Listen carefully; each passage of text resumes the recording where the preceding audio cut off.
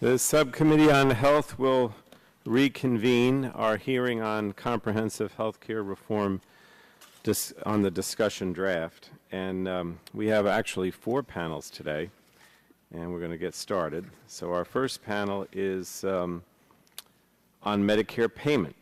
And let me introduce our two witnesses. First on my left is Glenn M. Hackbarth, who's the chair of the Medicare Payment Advisory Commission, better known as MedPAC.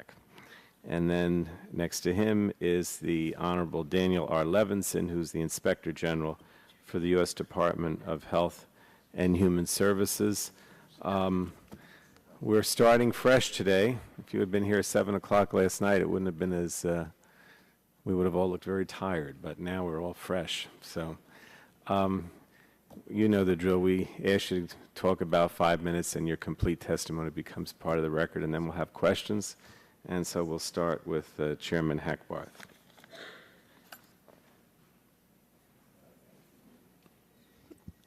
Thank you, Chairman Pallone and Ranking Member Deal, members of the subcommittee. I appreciate the opportunity to talk about the Medicare Payment Advisory Commission's recommendations for improving the Medicare program.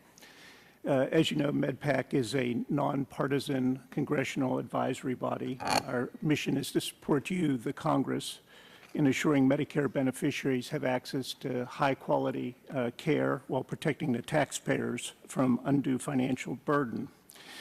MedPAC has 17 commissioners. 6 of the commissioners are trained as clinicians. 7 of the commissioners have experience either as executives or board members of healthcare providers or health plans. 3 commissioners have high-level experience in congressional support agencies or CMS. And we have 4 researchers who add intellectual rigor to our work. And some commissioners have more than one of these credentials. In addition to that, we have a terrific staff headed by Mark Miller, the executive director. I want to emphasize the credentials of the commissioners, to emphasize that we are from the healthcare system in no small measure. As such, MedPAC commissioners recognize the talent and commitment of the professionals who serve within the healthcare system. We are not outsiders, critics who have no appreciation of the challenges of being on the front line. MedPAC recommendations may be right, they may be wrong. The issues are complex and rarely are they clear-cut. But if we're wrong, it isn't because we are inexperienced or lack a stake in the success of the system. We also take pride in our ability to reach consensus on even complex and sensitive issues. For example, in our March 2009 report, we voted on 22 different recommendations. On those 22 recommendations, there were roughly 300 yes votes and only 4 no votes and 3 abstentions. All of the MedPAC commissioners agree that Medicare is an indispensable part of our healthcare system. Not only is it financed care for many millions of senior citizens and disabled citizens, it's helped finance investments in healthcare delivery that have benefited all Americans.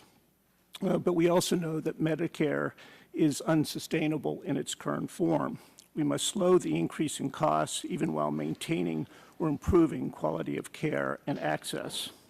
We believe accomplishing that task will in turn require both restraint in payment increases under Medicare's current payment systems and a major overhaul of those payment systems. Medicare's payment systems, and I would add those used by most private payers, reward volume and complexity without regard to the value of the care for the patient. Moreover, those payment systems facilitate siloed or fragmented practice, whereby providers caring for the very same patient too often work independently of one another. When care is well integrated and coordinated, it is usually testimony to the professionalism of the clinicians involved. That coordination and integration is too rarely supported or rewarded by our payment systems. The resulting fragmented approach to care is not only expensive, it's dangerous, especially for complex patients, of which there are many in the Medicare program. It's MedPAC's belief that we need payment reform that rewards the efficient use of precious resources and the integration and coordination of care. But it's not enough to simply change how we pay healthcare providers. We also must engage Medicare beneficiaries in making more cost-conscious choices while being sensitive to the complex nature of the decisions that must be made and the limited financial means of many beneficiaries. It's our belief that the cost challenge facing the Medicare program, and indeed the country, is so great that we need to engage everyone, patients, providers, and insurers, in striving for a more efficient system. In the last several years, MedPAC has recommended a series of changes in the Medicare program that we believe would help improve the efficiency of the care delivered while maintaining or improving quality. Let me just quickly mention a few of those recommendations. First is increased payment for primary care services, and perhaps a different method of payment as well. Abundant research has shown that a strong system of primary care is a keystone of a well-functioning healthcare system. Second, we've recommended that the Congress take a number of steps to increase physician and hospital collaboration, including gain sharing that would encourage collaboration between physicians and hospitals on reducing cost and improving quality. Third, we've recommended reduced payment for hospitals experiencing high levels of potentially avoidable readmissions. As you know, about 18 to 20% of all Medicare admissions are followed by a readmission within 30 days at a cost of roughly $15 billion a year to the Medicare program. Next, we've recommended a pilot of bundling, whereby payment for hospital and physician services provided during an admission would be combined into a single payment and perhaps combined with payment for post-acute services as well. Next, we've recommended reform of the Medicare Advantage program so that participating private plans are engaged in promoting high performance in our healthcare system instead of offering plans that mimic Medicare. Mr. Hackworth, I want you to finish, but I just want you to know you're a minute over, so. Okay. I am to the last step, Mr. Chairman. Let me just close with two cautionary statements.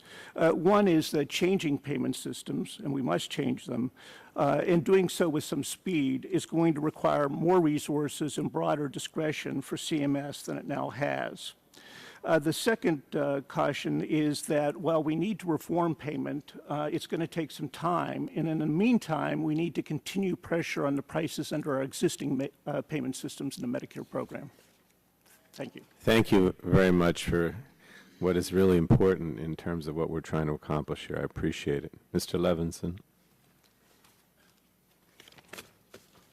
Good morning, Chairman Pallone, Ranking Member Deal, and members of the subcommittee. Your mic may not be on, or maybe it's not close enough.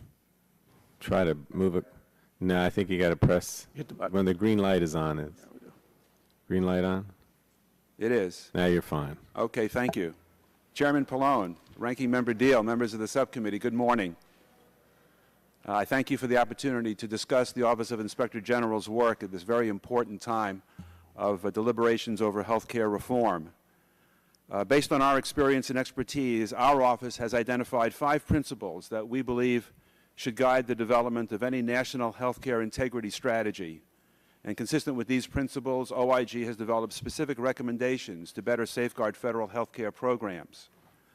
My office has provided technical assistance, as requested, to staff from the committee, and we welcome the fact that many of OIG's recommendations have been incorporated into the House Tri-Committee Health Reform Discussion draft.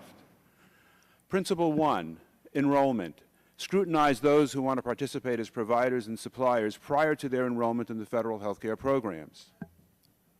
Provider enrollment standards and screening should be strengthened, making participation in federal health care programs a privilege, not a right. As my written testimony describes, a lack of effective provider and supplier screening gives dishonest and unethical individuals access to a system that they can easily exploit. Heightened screening measures for high-risk items and services could include requiring providers to meet accreditation standards, requiring proof of business integrity or surety bonds, periodic recertification and on-site verification that conditions of participation have been met, and full disclosure of ownership and control interests. Principle 2, payment. Establish payment methodologies that are reasonable and responsive to changes in the marketplace. Through extensive audits and evaluations, our office has determined that Medicare and Medicaid pay too much for certain items and services. When pricing policies are not aligned with the marketplace, the programs and their beneficiaries bear the additional cost. In addition to wasting health care dollars, these excessive payments are a lucrative target for unethical and dishonest individuals. These criminals can reinvest some of their profit in kickbacks, thus using the program's funds to perpetuate the fraud schemes. Medicare and Medicaid payments should be sufficient to ensure access to care without wasteful overspending. Payment methodology should also be responsive to changes in the marketplace, medical practice, and technology. Although CMS has the authority to make certain adjustments to fee schedules and other payment methodologies, some changes require congressional action. Principle 3, compliance. Assist healthcare providers in adopting practices that promote compliance with program requirements. Healthcare providers can be our partners in ensuring the integrity of our healthcare programs by adopting measures that promote compliance with program requirements. The importance of healthcare compliance programs is well recognized.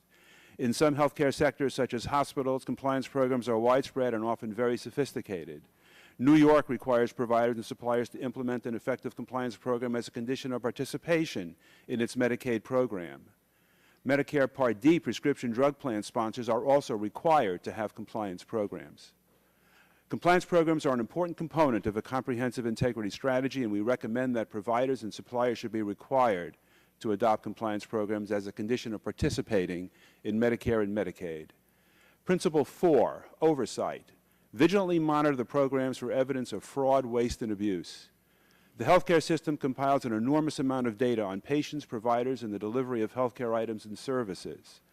However, federal healthcare programs often fail to use data and technology effectively to identify improper claims before they are paid and to uncover fraud schemes. For example, Medicare should not pay a clinic for HIV infusion when the beneficiary has not been diagnosed with the illness, or pay twice for the same service. Better collection, monitoring, and coordination of data would allow Medicare and Medicaid to detect these problems earlier and avoid making improper payments. Moreover, this would enhance the government's ability to detect fraud schemes more quickly. As fraud schemes evolve and migrate rapidly, access to real-time data and the use of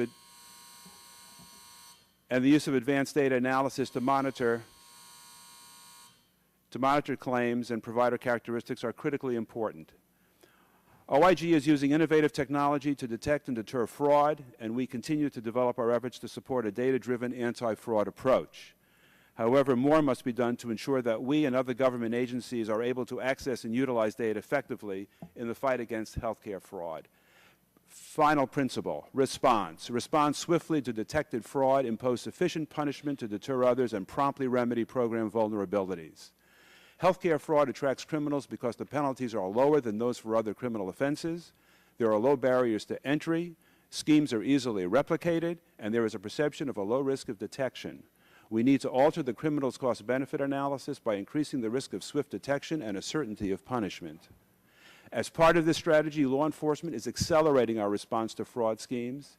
The HHS-DOG Medicare Fraud Strike Force model described in my written testimony is a powerful anti-fraud tool and represents a tremendous return on investment.